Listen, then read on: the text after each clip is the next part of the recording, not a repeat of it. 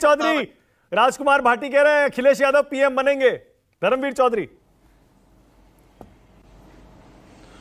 आप मानक भाई राजकुमार भाई से अभी कुछ गारंटियां मांग रहे थे। हाँ, तो ये गारंटी दे सकते हैं कि जो इनके घर में पैदा भी बच्चा नहीं हुआ है वो एमएलए बनेगा, फिर उसका जो है अगली पीढ़ी का फिर वो एमपी बनेगा। मतलब जो परिवारवाद की जो पराकाष्ठा है वो राजकुमार भाटी की पार्टी करेगी। और जब ये लोकसभा में जाएंगे तो वहां माननीय मुलायम सिंह जी अब इस दुनिया में नहीं है, वो कहेंगे कि मैं मोदी जी को दोबारा प्रधानमंत्री बनने का आशीर्वाद देता हूं, उनको सहयोग करता हूं, वो प्रधानमंत्री बने। ये पूरे देश ने देखा। तो राजकुमार भाटी जी की तो अंदर खाने बीजेपी से सेटिंग है और वो समाजवादी पार्टी जो है अब कह रही है कि हम अपने सहयोगियों से पीएम बनवाएंगे। तो इनके सहयोगी कौन से हैं? वहां कमलनाथ जी ने कह दिया कि कौन अखिलेश वखिलेश। तो ये जो एनडीए गठबंधन था ये अपने अंतिम सांसें ले रहा है। तो इसीलिए राजकुमार भाटी कोई गारंटी नहीं दे सकते, वो सिर्फ एक परिवारवाद की गारंटी दे सकते हैं और कोई नहीं दे सकते। नहीं तो अखिलेश यादव जी को और उत्तम पटेल जी को यह कहना चाहिए था कि इस देश में कोई दलित प्रधानमंत्री बने। अगर वो एनडीए में इंडिया में हैं तो कह देते कि खड़गे साहब बने, नहीं तो बहन कुमारी मायावती जी बने, और नहीं तो कह देते ओबीसी का हमसे ज्यादा चर्चित चेहरा मोदी जी है, मोदी जी बने, जो माननीय मुलायम सिंह यादव जी आशीर्वाद देके गए थे। लेकिन ये इस तरीके की राजनीति नहीं करते हैं, ये एक परिवारवाद की राजनीति करते हैं। 58 एसडीएम में से 54 एसडीएम लगा देते हैं एक ही दिन में। तो इनकी राजनीति का तो ये हिसाब है मानक भाई। अब मैं आ जाता हूं जो हमारी दो नेशनल पार्टियां हैं। ये तो समाजवादी पार्टी छोटी पार्टी है, इनका कोई ज्यादा अस्तित्व नहीं है।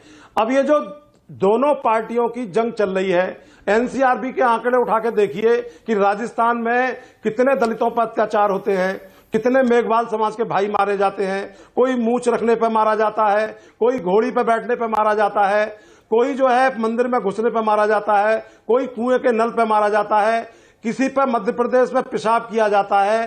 छत्तीसगढ़ की आपने बहुत सारी डिस्कशन की है, तो छत्तीसगढ़ में ये जो लॉलीपॉप दिए जा रहे हैं सिलेंडर के रूप में या गरीबों को, तो मैं ये कहना चाहता हूं इन दोनों पार्टियों से कि इनके शासन कालों में वो दलित लोग, गरीब जो दलित हैं, जो ओबीसी समाज के लोग हैं, जो किसान हैं, जो आदिवासी हैं, क्या आपने ऐसी योजनाएं चलाई कि वो अपने पैरों पे खड़े हो सके? क्या उन्होंने जो भूमिहीन मजदूर हैं, चाहे वो किसी भी जाति और धर्म के हैं, क्या आपने ऐसी योजनाएं चलाई, सरकार के पट्टे काटे कि उनको भूमिहीन से जो है आपने मालिकाना हक दिया?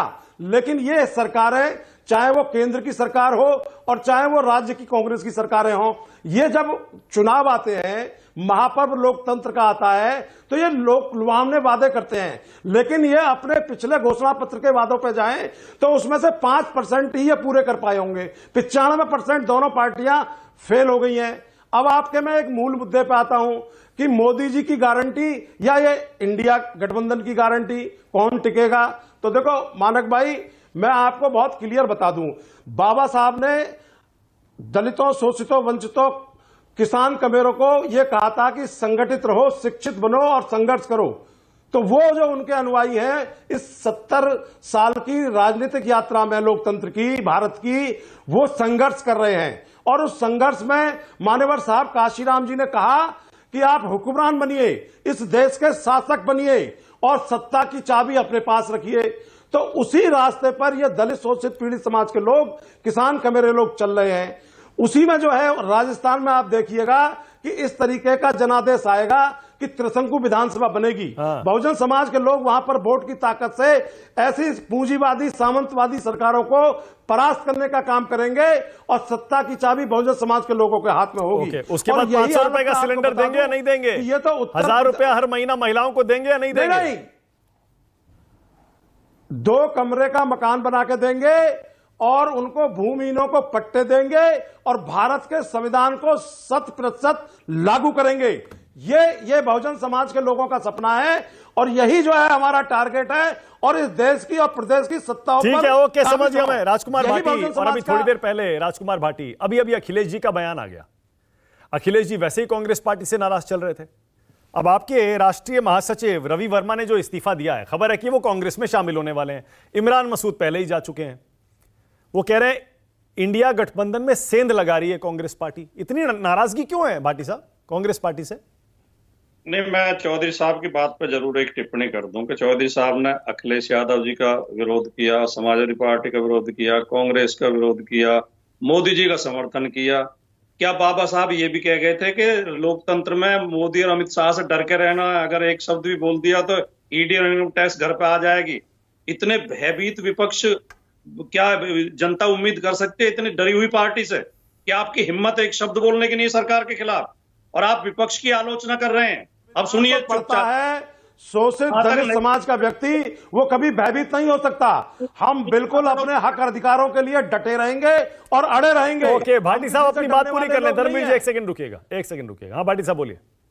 नेताजी ने लोकसभा के अंदर ये नहीं कहा था कि मैं चाहता हूं मोदी जी प्रधानमंत्री बने। वो नेताजी जमीन से जुड़े हुए व्यक्ति थे, उन्हें जनता की नब्ज पता थी। उन्होंने कहा था मेरे पास ये रिपोर्ट है कि दोबारा मोदी जी आ रहे हैं, और उनकी भविष्यवाणी सही सिद्ध हुई।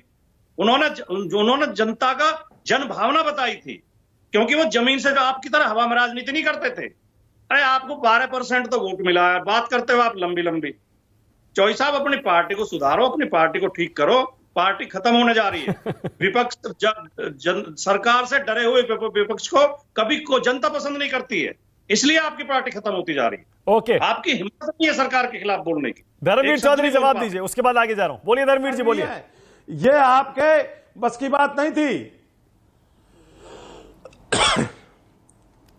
जी मानक भाई, बोलिए।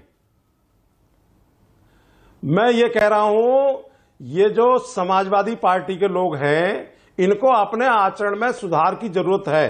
भाटी जी को भी सोचना चाहिए। ये जो लोकसभा की 3 सीटें आई हुई है ना, भाटी जी के सर पर जो त्रिपार के रूप में, ये भी बहुजन समाज के वोटों की वजह से आई हुई है।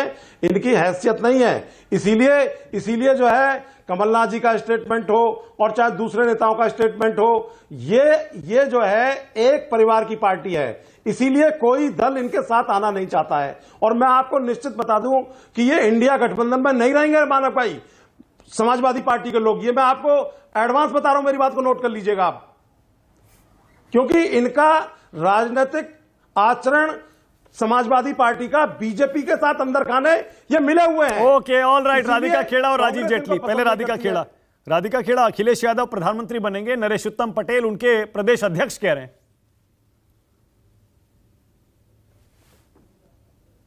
राधिका आपने म्यूट किया है शायद। मानक जी, हाँ, मेरी आवाज मिल रही है? हाँ।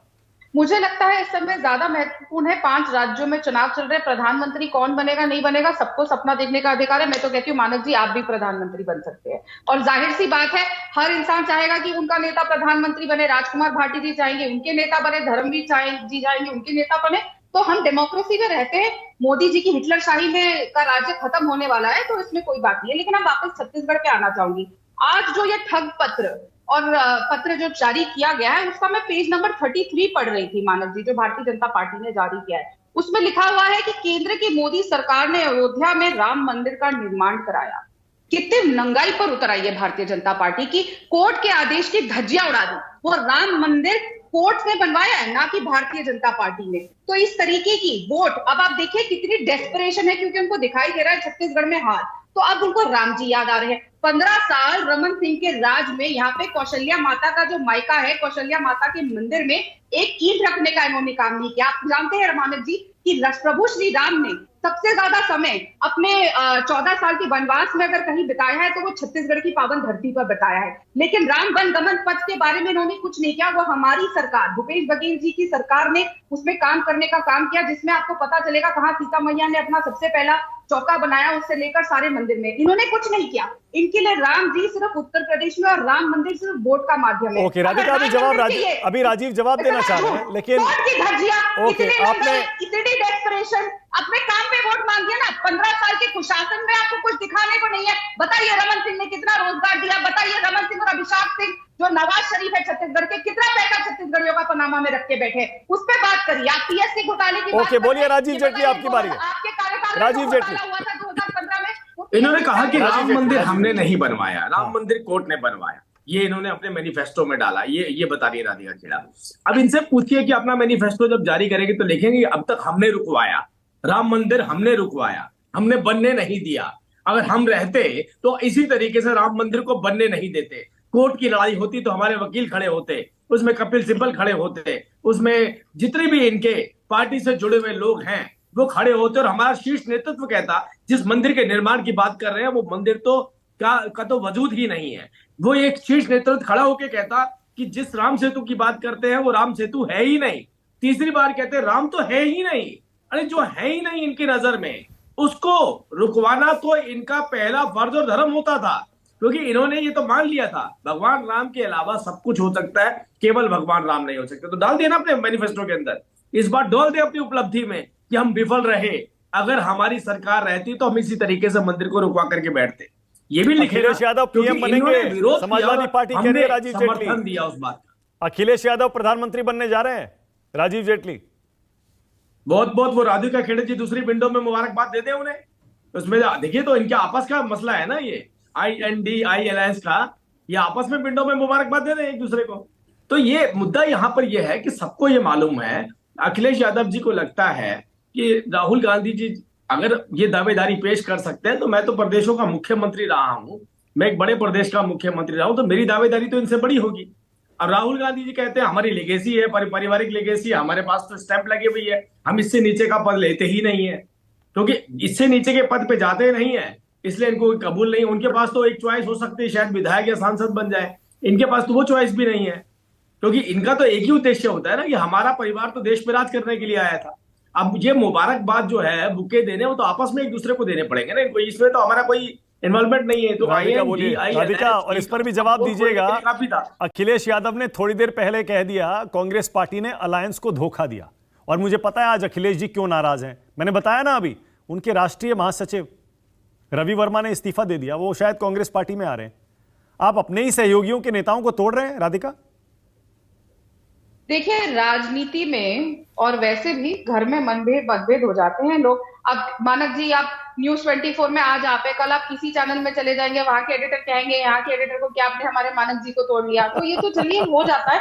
लेकिन मैं ये कहूंगी कि कौन किस पार्टी में रहेगा वो उनका निजी राय है, जिनको जिसपे विचारधारा में विश्वास है, जिन नेता पे विश्वास है। मैं फिर कहूंगी हर इंसान को, हर इस देश के नागरिक को प्रधानमंत्री बनने का हक है, लेकिन भारतीय जनता पार्टी में चाहे फोटो खिंचवानी हो या प्रधानमंत्री बनना हो, वो सबको पता है वो एक ही आदमी का हक है, वो मोदी जी का। मजाल है राजीव जेटली जी अगर फोटो भी खिंचवा सके मोदी जी के आगे खड़े होके, आगे आ गए तो कैमरामैन के उनके और कैमरामैन के बीच में आ गए, तो उसके बाद राजीव जेटली जी डिबेट पे भी नहीं दिखेंगे। बहरहाल मैं फिर आऊंगी राम। एक सेकंड धर्मवीर चौधरी आपका जवाब देना चाह रहे हैं। एक सेकंड धर्मवीर चौधरी बोलिए। धर्मवीर चौधरी, मैं राधिका जी से ये कहना और पूछना चाहता हूं कि उत्तर प्रदेश में आपके एक नेता के नाम के आगे कमल लगा हुआ है, कमल वालों से उनकी कोई ज्यादा सेटिंग है क्या राधिका जी? कुछ विशेष सेटिंग है? आप जातिगत जनगणना की बात करती हैं, ओबीसी की बात करती हैं, राहुल गांधी जी बात करते हैं, एक मेरा साथी है यूथ कांग्रेस का मध्य प्रदेश से अर्जुन आर्या, उसको आपने टिकट नहीं दिया, वो किसान कमेरे वर्ग का ओबीसी का बहुत युवा नेता है, लेकिन आपने जो है एक फर्जी जो है कोई बीजेपी से आके इधर से आके भगवाधारी आकर के उनको टिकट दे दिया शिवराज जी के सामने। तो आप एक्चुअल ओबीसी के हितैषी नहीं है, और आपका जो मध्य प्रदेश की यूनिट है वो बीजेपी के साथ मिली हुई है। मैं आपको क्लियर कट बता रहा हूं, इस पर जरा चिंतन करिएगा। राधिका जी बोलिए। राधिका, फिलहाल हम अपने घर को संभाल लेंगे, और जो विजिबिलिटी फैक्टर है हमने सर्वे किया, उस हिसाब से टिकट दी जाती है, वो हमारे पार्टी का अंदरूनी मामला है। अभी तो आपकी पार्टी जिस विचारधारा से आते हैं वो आपको अपना प्रवक्ता आधिकारिक बताने को तैयार नहीं, आप उसकी चिंता करिए। दूसरी बात पे वापस काका कालेकर आयोग को आपने लागू नहीं किया। मंडल आयोग जब सिफारिशें लागू हुई ओबीसी की 27% की, तो आपने तत्कालीन सरकार बीपी सिंह की सरकार से समर्थन वापस ले लिया। आप ओबीसी के ज्यादा हितैषी ना बने, और ये जो जातिगत जनगणना की धर्मवीर बात जी। कर रहे हैं, जहां कांग्रेस की सरकारें चल रही हैं, वहां पर पहले आप लागू कराइए, चाहे वो मैं मध्य जवाब दे प्रदेश दूं? है। ओके, और राधिका चाहे जवाब वो दे रही हैं हिमाचल आपका। प्रदेश है, राधिका चाहे वो खेड़ा। मैं जवाब दूसरे दे राज्य राधिका हैं। की बारी है। धर्मवीर जी एक सेकंड। हाँ राधिका बोलिए। मैं फिर कहूंगी धर्मवीर जी, हम क्या लागू करेंगे क्या नहीं, पहले आप बहन जी से लागू करवाइए कि वो आपको प्रवक्ता बनाए, आपको राजनीतिक विश्लेषक के तौर पे ना बैठना पड़े। दूसरी बात पे वापस आते हैं। मानक जी, मैं मानती हूं कि आपके माध्यम से फिलहाल सारी डिबेट छत्तीसगढ़, मध्य प्रदेश, राजस्थान इनके चुनावों पे होनी चाहिए और पर्दाफाश होना चाहिए किस तरीके से 60 मोदी साल तक सरकार। चला। इसीलिए आज आपकी स्थिति देश में खराब है। और आज ये उत्तर जो प्रदेश में अपनी मोदी जी चिंता सत्ता में करिए, बैठे हुए हैं, आप आपकी बहन जी की विफलताएं चिंता थी। करिए, 60 बहन साल जी की की चिंता विफलताएं थी करिए, आपकी, हम अपनी जो चिंता आप कर जो लेंगे। है विफल हो गए। ये गया? दलित समाज के हो लोगों गया? को पार्टी बनाने की जरूरत नहीं हो गया, पड़ती। सर? बाबा साहब बता गए थे कि इस कांग्रेस का कभी चराना के मेंबर भी मत बनना, इसीलिए बहुजन समाज पार्टी बनी थी। सर हो गया, अब मैं कंप्लीट कर दूं। मानक जी, अब देखिए 5 राज्यों के चुनाव है और यहाँ पे भारतीय जनता पार्टी के प्रवक्ता ये कहकर गए कि सारा गारंटी सब कुछ नो वारंटी वाली गारंटी मोदी जी के नाम